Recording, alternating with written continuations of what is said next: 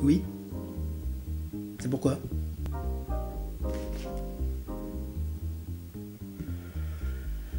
Ah, c'est pour l'autre.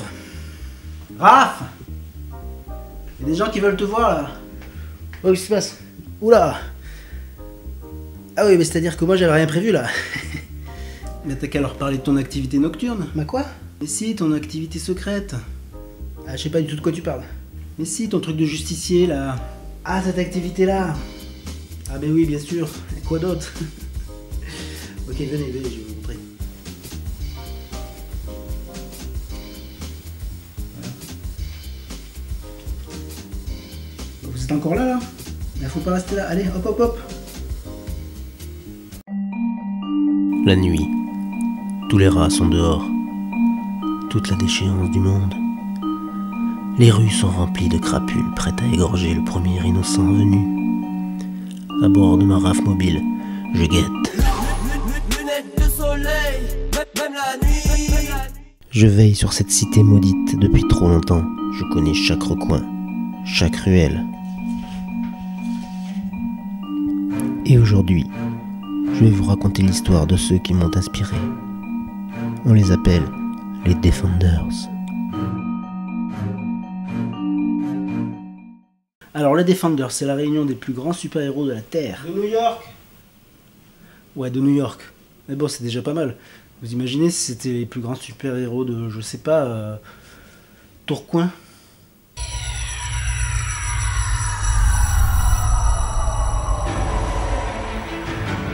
Les plus grands super-héros de Tourcoing. Marwalman. Tuninger. Super-héros. Ça va, j'ai des origines du Nord, alors j'ai le droit de me moquer. Donc les Defenders sont composés de Daredevil, mais on prononcera Daredevil parce que je fais bien ce que je veux. Ensuite, on a Jessica Jones, Luke Cage et Iron Fist. Alors chacun a leur propre série, sur Netflix bien sûr. Présentation. On commence par Daredevil, avocat le jour, justicier la nuit et surtout il est aveugle.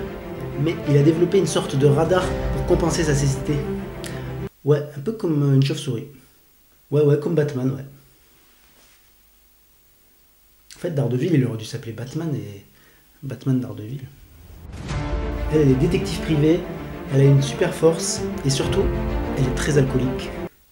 Afin de briser cette monotonie, dans l'alcool, Jessica se perdra.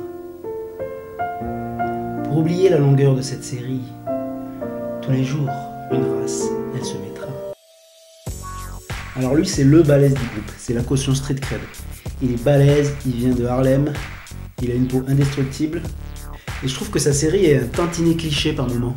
On a le club de jazz détenu par un méchant qui a un portrait de Notorious Big dans son bureau, la culture gangsta, basket, hip-hop. Mais c'est même pas les clichés le problème, c'est que ça sonne faux et on n'y croit pas. Et c'est bien dommage. De son vrai nom, Danny Rand, c'est un milliardaire qui a grandi dans un lieu mystérieux entouré de moines guerriers qui l'ont entraîné et c'est comme ça qu'il est devenu l'Iron Fist. Ça veut dire que non seulement il est fort en bagarre, mais il a un point magique qui s'allume et qui fracasse tout. Il est accompagné de Colleen Wing, alias Katana Girl, qui a toujours son katana avec elle, mais qui ne sort jamais.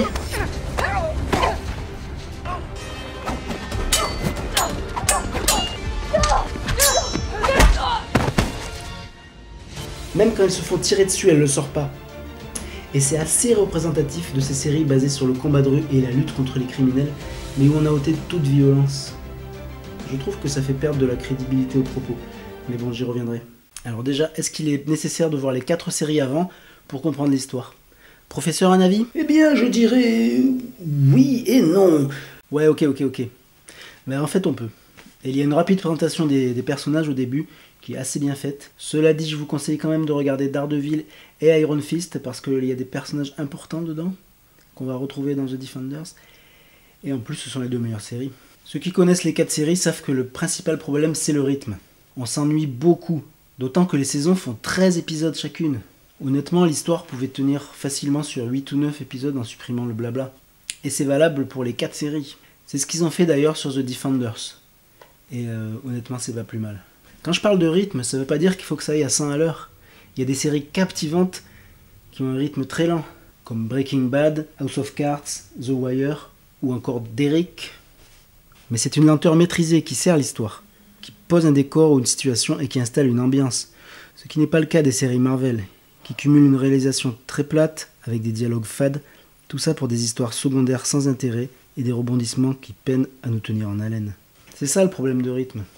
Alors comme j'ai décidé de ne pas vous spoiler et analyser les 8 épisodes de la série, ce serait beaucoup trop long et chiant, je vais plutôt vous parler de l'intérêt général de la série.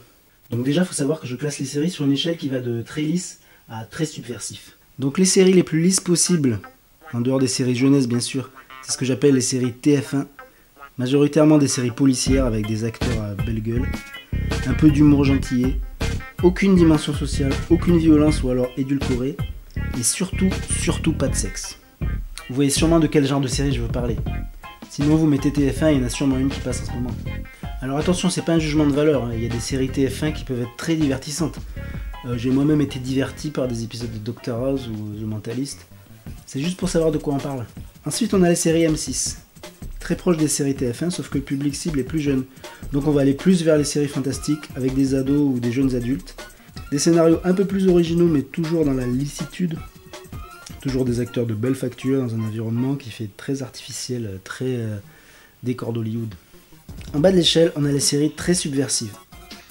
Autant vous dire que dans les productions grand public, ça existe quasiment pas. À la limite, on en trouvera dans les dessins animés ou des séries non américaines comme l'excellent Black Mirror. Au-dessus, on a les séries type HBO. Je parle de Game of Thrones, de Walking Dead, mais aussi des séries moins connues comme The Leftovers, Légion, Better Call Saul, etc. Des séries qui montrent de la violence ou du sexe sans édulcorant, qui traitent de sujets très adultes et où la violence est psychologique, ce qui peut être encore plus perturbant. Alors, où se situent les Defenders dans cette échelle ? Eh bien, autant vous dire que c'est à peine au-dessus d'une série M6. D'ailleurs, je crois que si M6 avait les droits, il le diffuserait. Mais encore une fois, c'est pas un problème. Si à défaut de subversion, on a un divertissement de qualité. Alors, la série commence très bien. J'avoue que durant les 3-4 premiers épisodes, j'étais vraiment captivé. L'interaction entre les différents personnages fonctionne bien, et l'humour basé sur le décalage entre les univers passe. Mais après, ça s'effondre. Baisse de rythme, histoire secondaire sans intérêt, et une histoire principale qui perd en cohérence. Bref, on se fait chier. C'est Daredevil qui devient le personnage principal, et on finit sur un cliffhanger qui vraiment surprendra personne. N'est pas Jon Snow qui veut, comme dit le proverbe. Alors, est-ce que ça vaut le coup ? Vous l'aurez compris, c'est non. Sauf si vous êtes fan de Marvel. Mais dans ce cas-là, je sais que vous l'avez déjà regardé. Non, ne mens pas, je sais. Voilà, c'est la fin de cette vidéo. Si vous n'avez pas aimé... Hep. Et t'as pas oublié un truc, là ? Et ton histoire de super-héros, là, tu montes sur les toits, je sais pas quoi. Et nous, on veut savoir la fin. Et ils veulent savoir la fin. Vous voulez savoir la fin ? Oh, on veut la fin. Oh, on veut la fin. Oh. Tu vois, ils sont à fond. D'accord, vous voulez voir la suite de mes aventures ? Ok, regardez.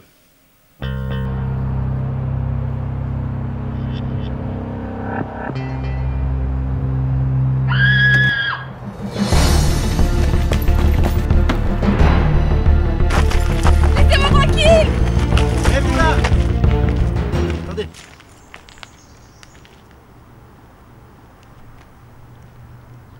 Vas-y.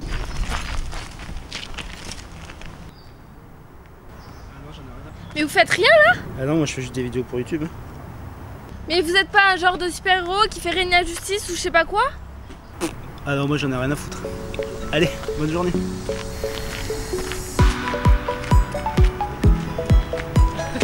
J'en ai rien à foutre. Ouais. Non, j'en ai rien à foutre, non. Non, non. À la limite, voilà, Non, j'en ai rien à foutre. Le message, il s'adresse... Je saurais même pas dire à qui. J'en ai rien à foutre. Abonne-toi.